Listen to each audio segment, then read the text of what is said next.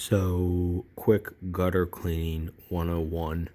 Since I've never trained any of you on a gutter cleaning, not really much to it, really. But I just wanted to go over a couple things. So, with the gutter cleaning, sometimes when you get up there, it could look like this image here where it's loaded with leaves. Sometimes you get up there and there's barely anything. Sometimes you get up there and there's a bunch of guck. There's like not even a lot of leaves, but there's this slimy guck, and it's like a mixture of grime, and then it's actually from the shingles. You know, the runoff from the shingles kind of like builds up in there, and it's just a guck. So anyway, whatever it is up there, the what I do, best case scenario, you can get on the roof, and the roof is not too much of a slant that it doesn't feel sketchy. The first time you ever get on a roof, it's a little bit sketchy, but as you start walking around up there, you'll probably feel good. If you ever felt that the roof was too slanted, where you didn't feel comfortable being up there, then you can just access everything that you can with the ladders. You know, we got the extension ladder. The Little Giant can flip into a couple of different ways and also be an extension. And then we got the 8-foot ladder. So the if it's needed, the extension ladder goes 28 foot, so you can get, I've gotten on 28-foot roofs before with that thing. But anyway, best case, you can get on the roof. I typically will kind of like sit close to, like, I'll sit like over here, kind of sit near the near the gutter line, and just hand rake this stuff out. If you can, I usually will put trash cans near the ground to toss it into trash cans.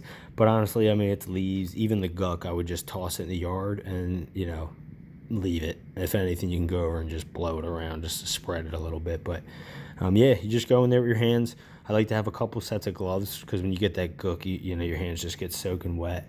And the gloves get soaking wet. So just go in there, hand scoop it out, go down the whole way. And then the last thing I like to try to do, especially when I'm on the roof, it makes it really easy, is take a backpack blower up there and just give it a good blast, just to really clean it out the best you can. So, and even if you can't get on the roof, it's a little more annoying. You just have to continually move the ladder to get to all the spots that you need. And then I'll still try to use the backpack blower. I'll just try to get up there and just angle it and try to, blow it a little bit. You usually get a little bit cleaner. When you wipe it with your hands, it's going to get the buildup out, but it's not going to give it kind of like a fresh type of look. So, and then try to get before and after pictures. I like to always try to provide those to the customer, just because they don't know what it looks like up there, and then we can show them, what they're paying for, type of thing. So anyway, that's a 101 on gutter cleaning.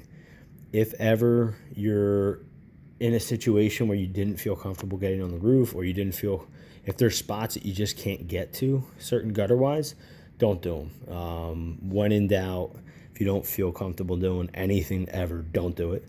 And if you ever, I'm sending this to you guys, so even tomorrow at this house, if you, or when you watch this video, it'll probably be today, but whatever, when you do this house,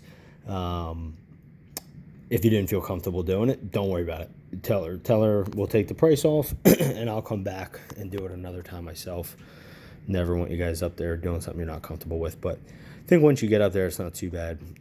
This particular home that you guys are doing tomorrow, today, whatever it is, you watch this, it's not too bad of a slant with the roof, so I think you'll be in a decent spot. And then what I would say for whoever does the gutter cleaning portion of this job, just use the Little Giant to get onto the roof, and then onto the first story of the roof, and then carry up the 8-foot ladder. It's very light. Carry the 8-foot ladder up with you and use that to get onto the second story of the roof. You'll know what I mean when you're at the house or when you watch the video. But that would be the way I would attack it. And you should have no problem getting on both roofs and just walking around on them up there. Not too bad of a slant, but again, didn't feel good about it. Cancel it and I'll take care of it. That's it.